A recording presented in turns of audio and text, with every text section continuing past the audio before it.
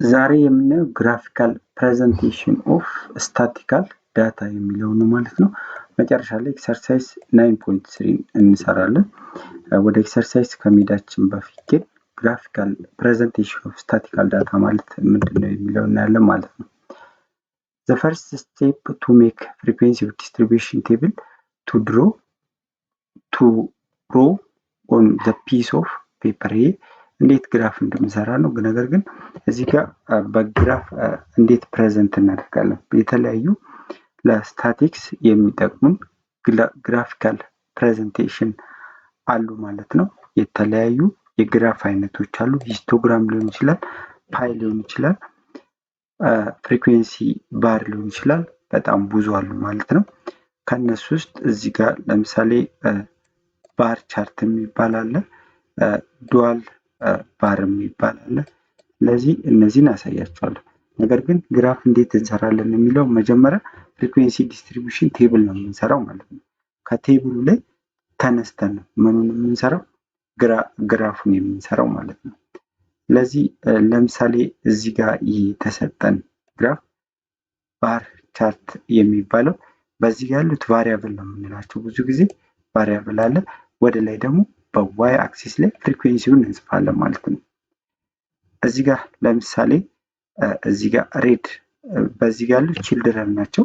የቺልድረን ብዛት እዚህ ጋር ቀይ ቀለም የሚወዱ የተማሪዎች ብዛት ስንት አለ? 8 አሉ ማለት ነው። አያችሁ 8 ላይ ነው የቆመው። ብሉ የሚወዱ ደግሞ 7 አሉ ማለት ነው። እዚህ ጋር ሁለት ሁለት እየዘለለ ስለሚል እቺ 7ኛ ላይ ነች። ግሪን እዚህ ጋር አረንጓዴ እዚህ ጋር እንደምታዩት 5 ማለት ነው። ግሪን የሚወዱ የተማሪዎች ወይ ደግሞ የህፃናት ብዛት የሆነ ትምህርት ቤት ሊሆን ይችላል በተወሰነ ቦታ ከሆኑ ማለት ነው። የሎ ቢጫ የሚወዱ ደግሞ 9 ተማሪዎች አሉ፣ 9 ቺልድረኖች አሉ። ፒንክ የሚወዱ 6 ቺልድረን አሉ፣ ህፃናት አሉ ማለት ነው። ሶ ግራፉን ለመስራት የመጀመሪያው ስቴፕ ምን ማድረግ ነው? እንደዚህ ሆሪዞንታል ላይን መስራት ነው። ኤክስ አክሲስ ማለት ነው። ይሄ ደግሞ ዋይ አክሲስ እንደዚህ እንሰራለን። ይሄ ኤክስ ብንለው ይሄን ደግሞ ዋይ ማለት ነው። ለምሳሌ ይሄንን በዚህ ጋር ማስቀመጥ ፈልግ እዚህ ጋር ሁለት ተፈለግን 1 2 3 እያልን መሄድ እንችላለን። እቺ መነሻችን 0 ነች። ስለዚህ እዚህ ጋር 4 እዚህ ጋር 6 2 2 እየዘል ከፈለጋችሁ ግን ሙሉንም መጻፍ ትችላላችሁ። ቦታችሁ እንደሚበቃው ነው ማለት ነው። ወይ ደግሞ የዳታው ብዛት ነው የሚወስነው። እዚህ ጋር 8 4 10 10ም እየዘለለበት የሚሄድ ሁኔታ ሊኖር ይችላል። ለምሳሌ ቀይ የሚወዱ ስንት ነው ያሉ? 8 ነው። ስለዚህ ምን እናደርጋለን? እዚህ ጋር ከ8 እንነሳና እዚህ ጋር እንደዚህ ሬድ እዚህ ጋር ሬድ ብለን እንጽፋለን ማለት ነው። ሬድ ብለን ይሄንን ሙሉን እንቀበዋለን ማለት ነው። እንደዚህ ማስቀመጥ እንችላለን። ዋላ ሌጀንዳችን ነው። ብሉ የሚወዱትንም ለማስቀመጥ ብሉ 9 ነው አይደለ? ይሄ ኦልሞስት ቀይ 8 ነው፣ ብሉ ደግሞ 7 ነው። ስለዚህ ከዚህኛው ትንሽ አነስ ብሎ ስለሆነ እዚህ ጋር ይሄ ከዚህኛው ዝቅ አድርገን እንደዚህ እናደርጋለን እያለን ለሁሉም እንደዚህ እናስቀምጣለን ማለት ነው። ስለዚህ ይሄ ሂስቶግራም በዚህ መልኩ ነው የሚሰራው። ግን ሂስቶግራም ብዙ ጊዜ ለግሩፕ ዳታ ነው የምንጠቀመው። ወደፊት እነግራችኋለሁ ግሩፕ ዳታ የሚለው ወደፊት በደንብ እናያለን። እዚህ ጋር ይሄ ደግሞ ሁለት ነገሮችን ኮምፔር የምናደርግ ከሆነ ማለት ነው። ሁለት ነገሮችን ኮምፔር የምናደርግ ከሆነ ዳዋል ባር ግራፍ ነው የምንጠቀመው። እዚህ ጋር እንደምታዩት ለምሳሌ ይሄ ቢጫው ምንድነው አለ? ቺልድረን ነው። ይሄ ደግሞ አዳልት ወጣቶች። እዚህ ጋር ኳስ በመጫወት ማለት ነው። አዳልቶቹ 4 ላይ ነው ያሉት፣ ህፃናቶቹ ቺልድረን ደግሞ 3 ናቸው ብዛታቸው ማለት ነው። ስፖርት ረኒንግ ደግሞ ይሄ ሩጫ፣ በሩጫ ደግሞ አዳልቶቹ 5 ናቸው፣ ቺልድረኖቹ ግን 7 ናቸው። እንደዚህ ማስቀመጥ። ይሄ ደግሞ ዳውል ባር እንለዋለን ማለት ነው። ሌላኛው ስታቲክስ ላይ የምንጠቀመው የግራፍ አይነት ፓይ ቻርት ይባላል ማለት ነው። ይሄ እንደዚህ በሰርክል ነው፣ በሰርክል ይደረግና እዚህ ጋር ብዙ ጊዜ ኤክሴል በጣም ይጠቅመናል። እዚህ ላይ በኋላ ላይ አንድ ኤግዛምፕል ስናይ አብረን እናያለን እንዴት ፓይ ቻርት እንዲሁም ሌሎቹንም እንዴት ከተሰጠን ዳታ ላይ ተነስተን እንዴት ድሮ እንደምናደርግ በኤክሴል ማለት ነው። በወረቀት ስንስል ከምንውል በኤክሴል ቢሆን አሪፍ ነው ማለት ነው። በኤክሴል እንዴት እንደሚሰሩ አሳያችኋለሁ። እዚህ ጋር ይሄ 50% የሆነ እዚህ ጋር ሌጀንዱን ያልሰጠው እንጂ ነጭ ከሆነ ይሄ ለምሳሌ ሬድ ከለር የሚወዱ የቅድሙን ብናደርገው ሬድ ከለር የሚወዱ ይሄ ደግሞ 30% ካሉት ተማሪዎች ውስጥ ፒንክ ከለር የሚወዱ ቢሆኑ 30% ይወዳሉ። ይሄ ደግሞ ብሉ የሚወዱ ብሉ ብንል እንደዚህ 20% ብሉ ይወዳል። ፒንክ ደግሞ ግን ይሄ በሌጀንድ ነው መቀመጥ ያለበት። ፓይ ቻርት ሌጀንድ ሊኖረው ግድ ነው። እዚህ ጋር ሌጀንዱን አላስቀመጠልንም። ግን ፓይ ቻርት ማለት እንደዚህ በሰርክል ተደርጎ ሰርክሉን በመከፋፈል እና በፐርሰንት በማስቀመጥ የሚቀመጥ ነው ማለት ነው። ኤግዛምፕል in the survey of 120 children they are asked to choose their favorite color. The total 120 represented by 100%. It follows that if 120 represent then what is 50% represent የሚያደርገው ምንድን ነው ብለን ብንሄድ እዚህ ጋር 50% ምን ብለን ነው ይሄንን ወደ ፐርሰንት ለመቀየር ቶታል የተማሪዎቹ ብዛት 120 ነው። 120ውም ለምሳሌ ዋይት ከለር የሚወዱ ቢሆን ምን እንላለን? ይሄ 120ው ተማሪ 100% ነው። 120ው ተማሪ 100% ነው። ሁሉም ለምሳሌ የሆነ ሁሉም ነጭ ከለር ቢወዱ ምንድነው ማለት ነው 100% እዛ ክላስ ውስጥ ያሉ ተማሪዎች ነጭ ከለር ነው የሚወዱት ብለን እናገራለን ማለት ነው። ነገር ግን 120ው 100% ከሆነ ቶታል ተማሪዎቹ 120 ስለሆነ 50% ተማሪዎቹ ምንድነው የሚወዱት ብለን እዚህ ጋር ኤክስ እናደርጋለን። ክሮስ ማድረግ ነው አለ። ስለዚህ ምን ይሆናል ማለት ነው 120 ሲባዛ በ50% ኦቨር 100% ነው አይደል? 100% እናደርጋለን። እዚህ ጋር ፐርሰንት በፐርሰንት ይጠፋል። አንዷ ዜሮ እዚህ ጋር ትጠፋለች። እቺኛውም ዜሮ በዚህ ትጠፋለች። 12 ሲባዛ 5 60። ስለዚህ 50%ቱ 60 ተማሪዎች ነጭ ይወዳሉ ሊል ይችላል። ስለዚህ እንደዚህ ዲግሪን ወደ ፐርሰንትን ወደ ቁጥርን ወደ ፐርሰንት እንዴት እንደምንቀይርም በዚህ መልኩ ማየት ትችላላችሁ ማለት ነው። እዚህ ጋር ይሄ ዝም ብሎ ነው የተቀመጠው። 30%ቱ ደግሞ 30%ቱ ፐርፕል ከለር ነው የሚወደው። 20%ቱ ደግሞ ፋብሬት ብሉ ነው ማለት ነው። ይሄ እዚህ ጋር የተቀመጠውን እየዘረዘረልን ነው ማለት ነው። በዚህ መልኩ መስራት ትችላላችሁ። ሜትድ ኦፍ ሪፕሬዘንቲቭ ፍሪኩዌንሲ ዲስትሪቢዩሽን ቴብል። ይሄ ግራፍ ምናምን ከመስራታችን በፊት ዳታን እንዴት በዲስትሪቢዩሽን ቴብል እናስቀምጣለን የሚለውን እናያለን። ዲስትሪቢዩሽን ኢን ዘ ሂስቶግራም data should be organized once it is collected so that the data can be manageable ሆኗል ማለት ነው። ማኔጀብል ስንል በቴብል ተቀምጧል። ስለዚህ እዛ ቴብል ላይ የምንጠይቀውን ጥያቄ በቀላሉ መመለስ እንችላለን። ዳታ is not organized is raw data ኦርጋናይዝ ካልተደረገ ወይ ማናጀብል ካልሆነ ምን እንለዋለን? raw data ነው። ሁሌም የመጀመሪያው ዳታ ጠይቀን ሊሆን ይችላል፣ ኦብዘርቭ አድርገን ሊሆን ይችላል። የምናገኘው የመጀመሪያው ዳታ ሮ ዳታ ነው የሚለው። ስለዚህ ያን ሮ ዳታ ወደ ኢንፎርሜሽን ለመቀየር ኦርጋናይዝ ማድረግ አለብን ማለት ነው። እዚህ ጋር ዲስትሪቢዩሽን እንደ ሂስቶግራም የሚለው ቫሪያብል ሪፈር ቱ ካራክተሪስቲክስ ኦር ዲስትሪቢዩሽን ኦፍ አን ኢንዲቪጁዋል ኦር ኦርጋናይዜሽን ካን ቢ ሜዠርድ ኦብዘርቭ ኤንድ ዛት ቫሪ አመንግ ዘ ፒፕል ኦር ኦርጋናይዜሽን ቢንግ ስተዲድ። ይሄ ዲስትሪቢዩሽን ስንል ቫሪያብል አለው። ቫሪያብል ስንል ደግሞ ለምሳሌ እዚህ ጋር ለምሳሌ ጾታን መለየት ብንፈልግ እዚህ ጋር ሴክስ እንላለን ማለት ነው፣ ጾታ።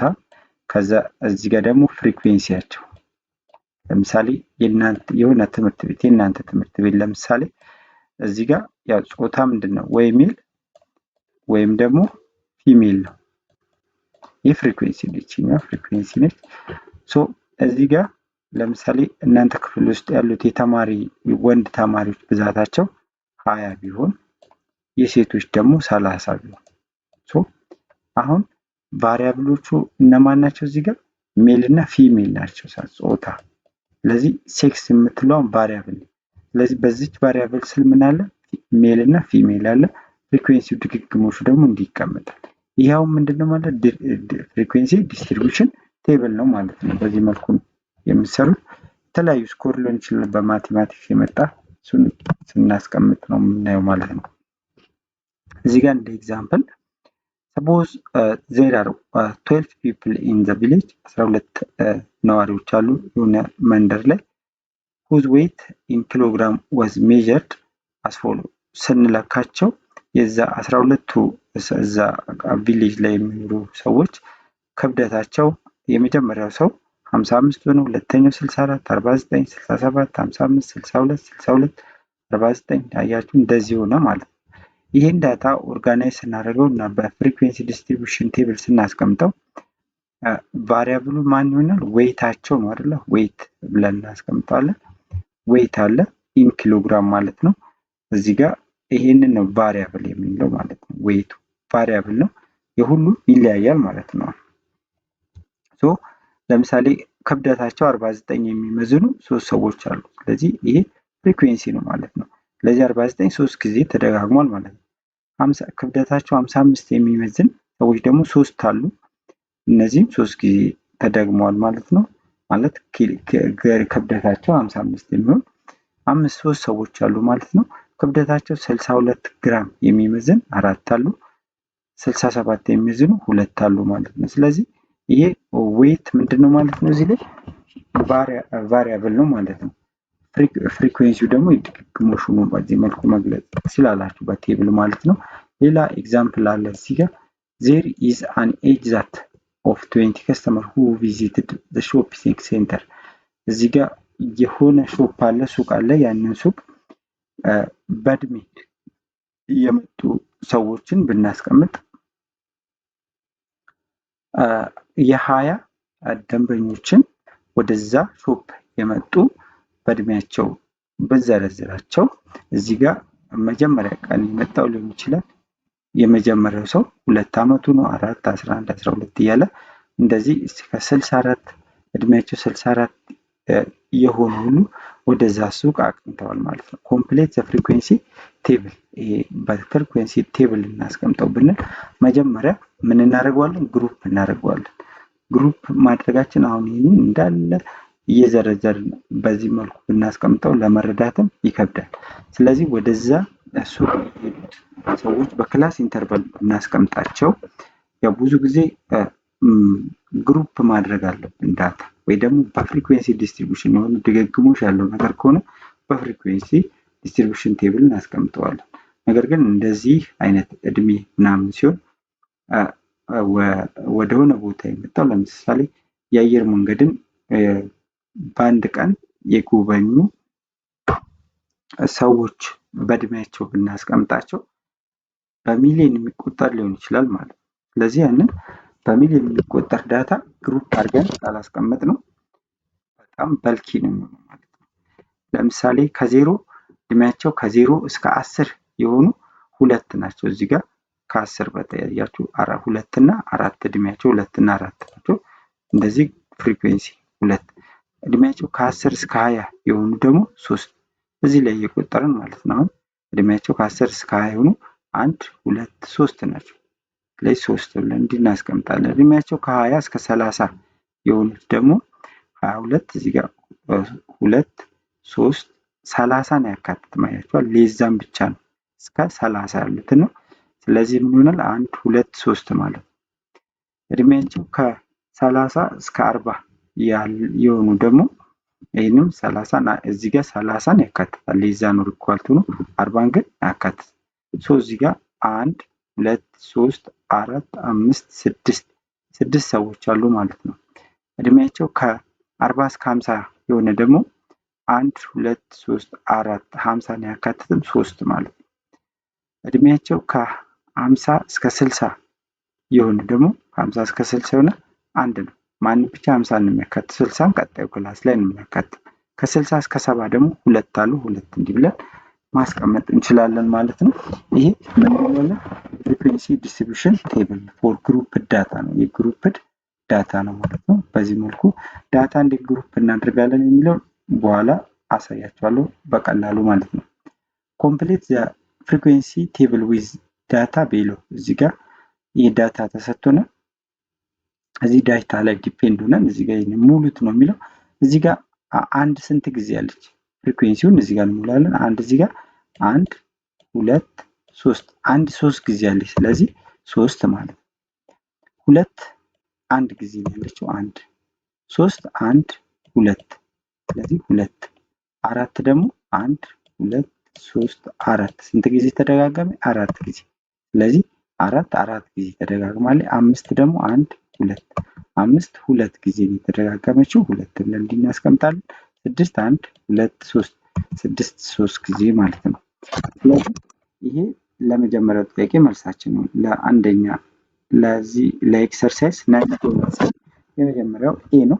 ለኤ መልሳችን በዚህ መልኩ መስራት እንችላለን። ለቢ ደግሞ እዚህ ጋርም ለቢ በተመሳሳይ ሁኔታ ይሄ ግሩፕድ ዳታ ነው። ይሄኛው አንግሩፕድ ዳታ ነው። ግሩፕ አልተደረገም። ዝም ብለን አንድ ስንት ጊዜ ያለ ሁለት ስንት ጊዜ ያለ ሶስት እያልን እንጂ ግሩፕ ከዚህ እስከዚህ ግሩፕ ስንል ምንድነው? ከዚህ እስከዚህ ቅድም አሁን ለምሳሌ እድሜያቸው ከ0 እስከ 20 ድረስ የሆኑ 10 ተማሪዎች አሉ ልንል እንችላለን። እድሜያቸው ከ0 እስከ 5 የሆነ ይሄን አላሉ እያልን እንደዚህ ግሩፕ ከዚህ እስከዚህ እያልን የምናስቀምጥ ግሩፕ ነው የምንለው። ግሩፕ ዳታ ነው የምንለው። እንደዚህ ከዚህ እስከዚህ ግሩፕ አድርገናቸው ማለት ነው። በአንድ ማዕቀፍ ውስጥ አካተትን። ለምሳሌ እድሜያቸው ከ0 እስከ 10 የሆነ ህፃናት የሆነ ሆስፒታል ቢኖር በአንድ ወር ውስጥ ስንት ጊዜ መጥተዋል? እዚህ ጋር እድሜያቸው ከ0 እስከ 10 የሆነ የህፃናት ህክምና ቢሆን ወይ ደግሞ ሐኪም ቤት ክሊኒክ ቢሆን እድሜያቸው ከ0 እስከ 10 የሆነ ታማሚዎች ስንት ጊዜ መጥተዋል? በቀን ሊሆን ይችላል፣ በወር ውስጥ ስንት ጊዜ መጥተዋል? ለምሳሌ 100 ታማሚ መጥቶ ሊሆን ይችላል። እንደገና ከ10 እስከ 20 ብንል አሁን ግሩፕ እያደረግን ነው። በአንድ ማዕቀፍ ውስጥ አካተትናቸው ማለት ነው። ስለዚህ ግሩፕ እያደረግን ነው ማለት። ስለዚህ ቢ አሁን ግሩፕ ዳታ ነው። ይህን የተሰጠንን ምን አደረገው ማለት ነው? ግሩፕ አደረገው። በስንት ክላስ? 1 2 3 4 ክላስ አለው ማለት ነው። እዚህ ጋር እድሜ ቢሆን ለምሳሌ ከ0 እስከ 5 እድሜያቸው 0ን አካቶ 5ን ሲያካትት ከ0 እስከ 5 እድሜያቸው የሆኑ ተማሪ ሊሆን ይችላል፣ ወይ ደግሞ ታማሚ ሊሆን ይችላል። ሆስፒታል ውስጥ ያለ እዛ የሆነ ሆስፒታል ውስጥ እድሜያቸው ከ0 እስከ 5 የሆኑ በዛሬው ቀን ስንት ሰዎች መጥተዋል የሚለውን ማወቅ ብንፈልግ እዚህ ጋር ከ0 እስከ 5 እዚህ ጋር በተሰጠን ዳታ መሰረት ስንት ናቸው? 1 2 ከ5 ያነሱ ቁጥሮች ከ0 እስከ 5 ማለት ነው 3 ናቸው ማለት ነው። ከ5 እስከ 10 እድሜያቸው ሊሆን ይችላል፣ በተለያየ ለመግለጽ ይችላል። እዚህ ጋር ዝም ብሎ ክላስ ብሎ ነው የገለጸው። ስለዚህ ከ0 እስከ 10 እዚህ ጋር ከ5 እስከ 10 ስንት አለ? 1 2 3 4 10 አትካተትም። ስለዚህ 3 ነው ማለት ነው። ከ10 እስከ 15 ስንል ደግሞ 10 1 2 3 4 5 15 አይካተትም። አሁን እስከ 13 ነው የምንቆጥረው ማለት ነው። እዚህ ጋር